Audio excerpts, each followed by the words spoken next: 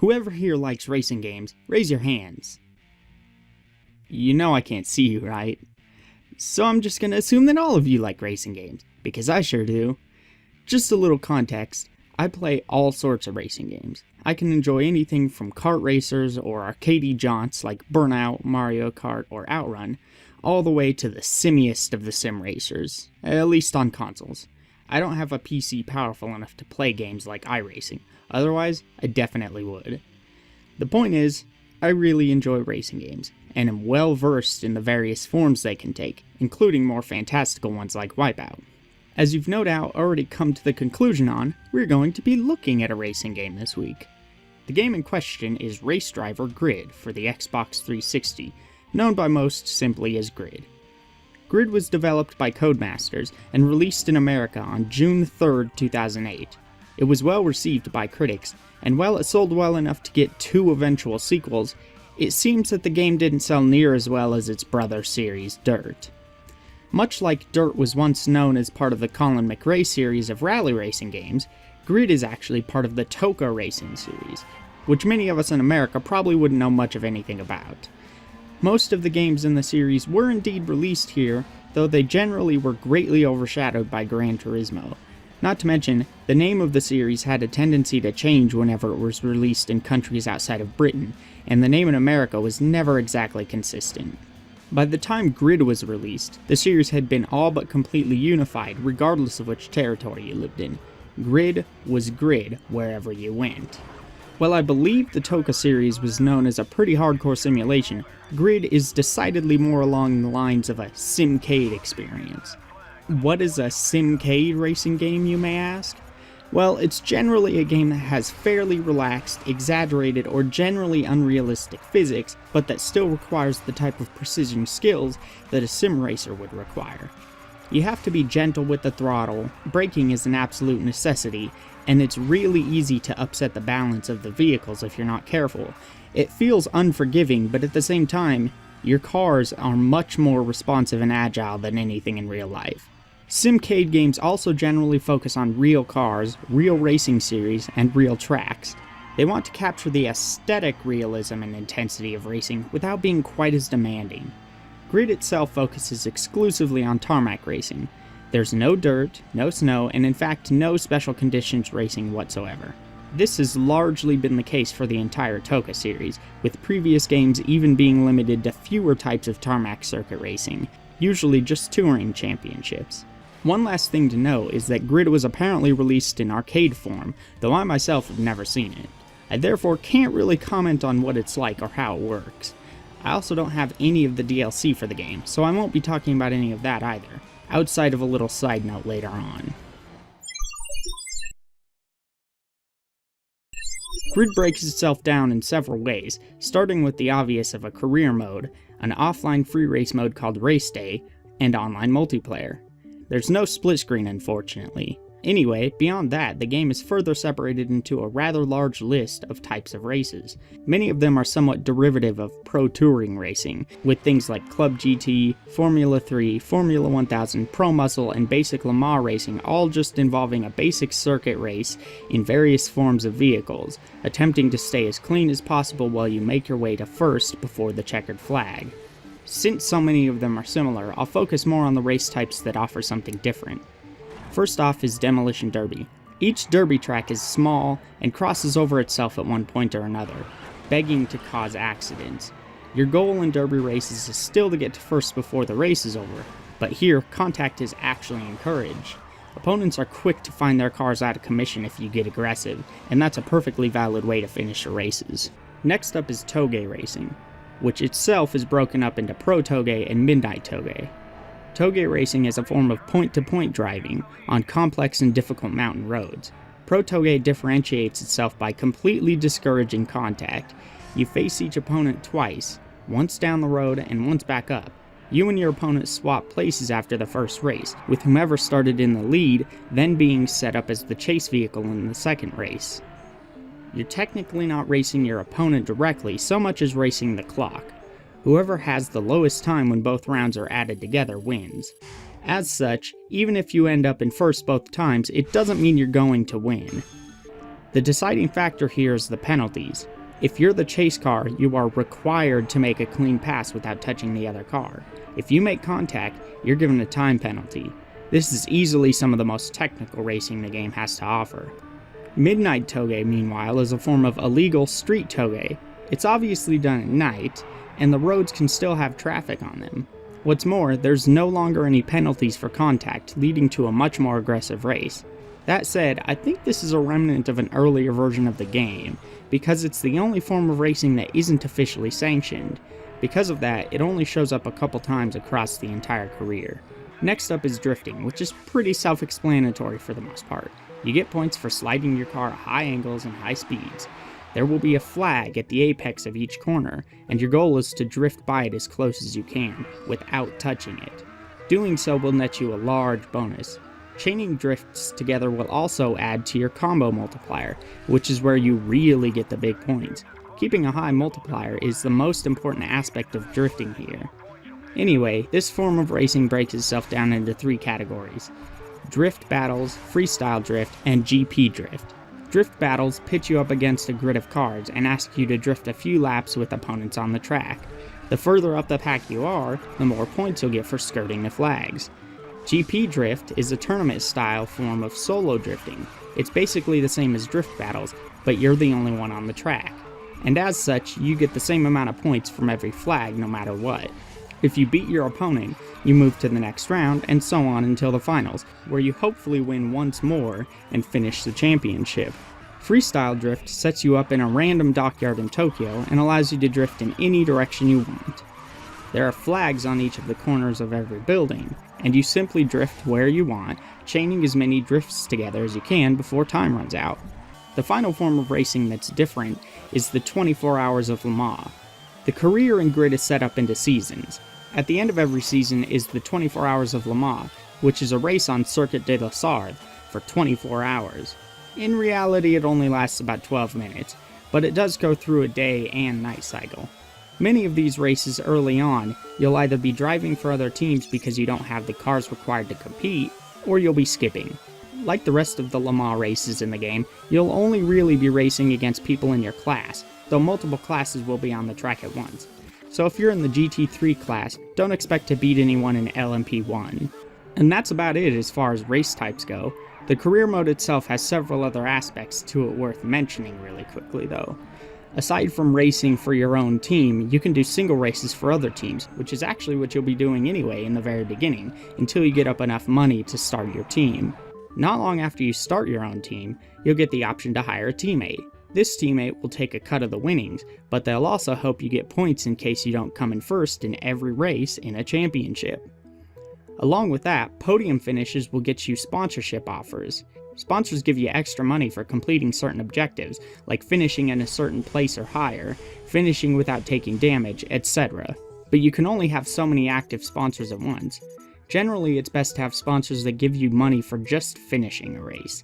That way, your teammate is all but guaranteed to earn money for your team, regardless of how well they do in the race. Finally, there are the assists. You've got the regular assists like traction control and anti-lock braking. These are pretty self-explanatory.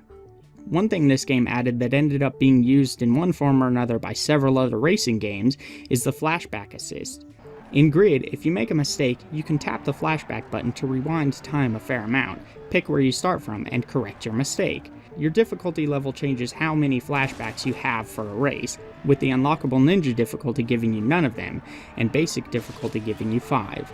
It goes without saying that this is a pretty welcome addition for anyone who errs more on the side of arcade racers, people who care more for fun than realism. It's also important to quickly note that Grid has physical damage on cars, which is impossible to turn off without cheats.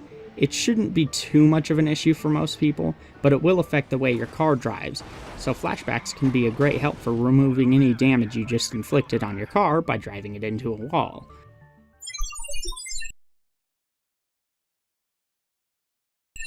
Gameplay in Grid is pretty simple, honestly. You race, you win, you unlock more races, and you repeat.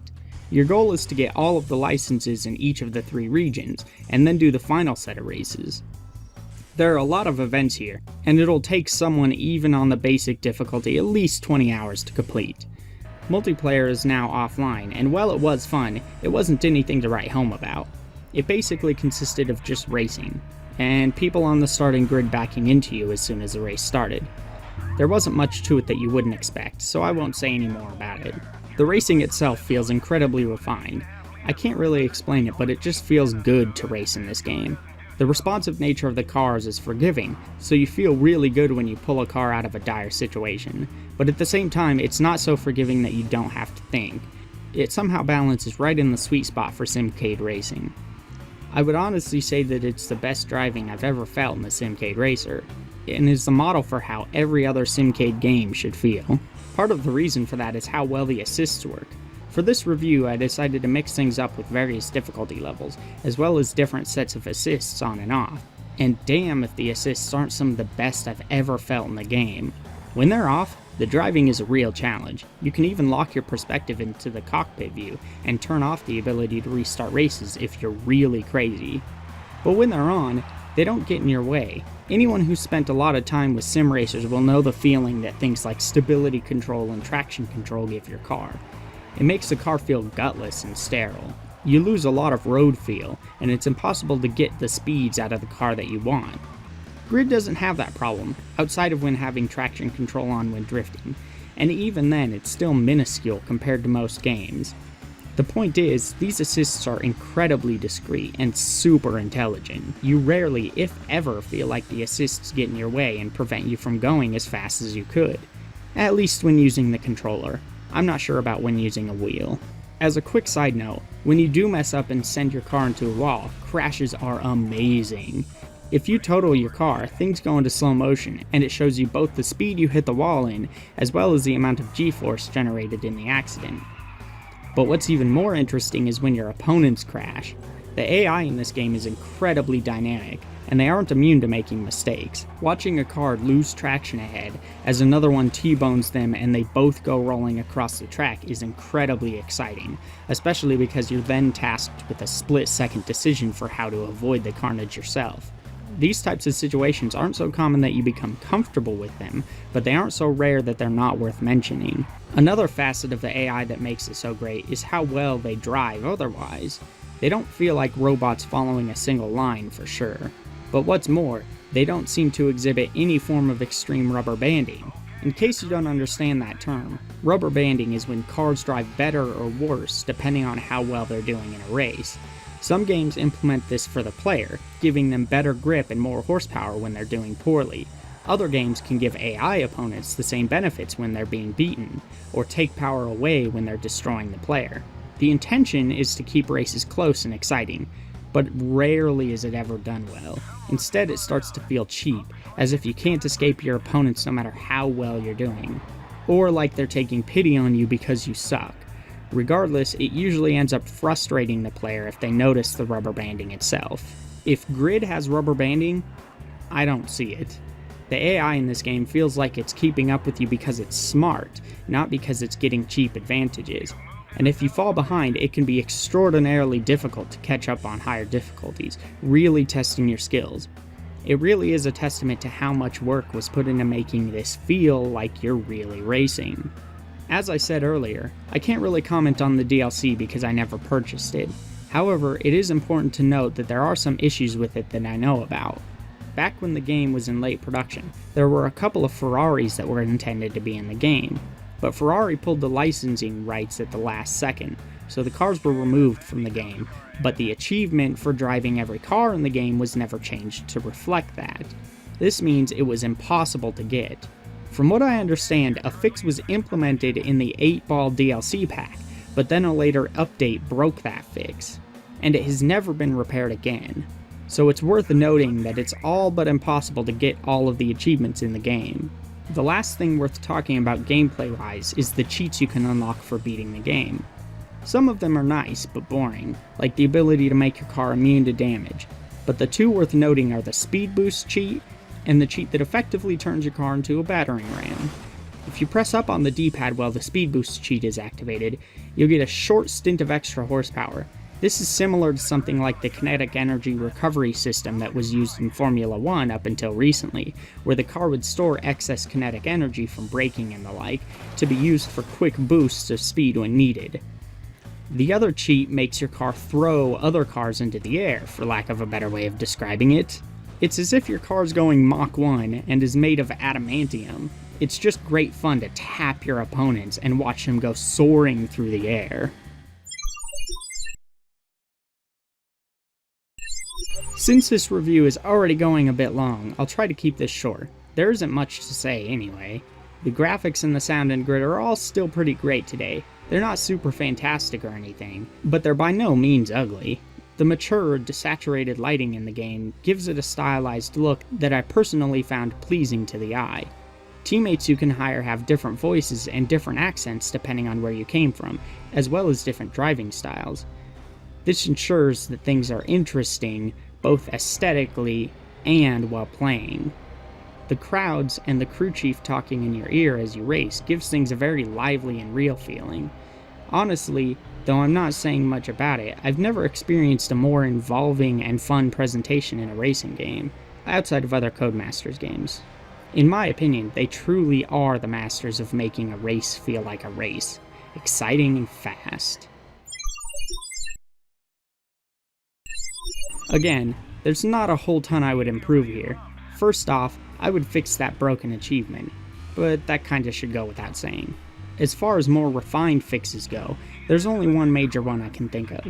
I think the game should have the option to have events fed to you and pass you by when you win or lose, rather than giving the player a list of them to siphon through. With all of the hardcore aspects of the game, like rotating racing seasons, team racing, the ability to turn off flashbacks through the ninja difficulty, forcing the cockpit view, and disabling race restarts, it would be nice if the events were randomly fed to you on a calendar. That way someone who really wants to simulate a racing career has reason to use these options. Honestly, disabling the ability to restart a race means little if you can just go back and retry the event directly afterward, and you're basically required to finish it to beat the game anyway. It'd be more interesting if all of these events passed you by regardless of how well you did in them. That way you were always forced to look forward. I believe some of the old Toka games did this, but I'm not 100% sure. It would also be cool if you had the option to turn on persistent damage, so that you had to pay after a race for any damage you may have caused on your car. Overall, Grid is an experience worth having. It's rare for a racing game to hold up so well, especially when they use so many sim racing conventions. But somehow Grid pulls it off and is still a blast to play today. It's easily one of my top favorite racing games, and will probably stay there for a good long time. You should definitely give it a shot if you're into racing games like Burnout, Forza, Gran Turismo, Need for Speed, etc.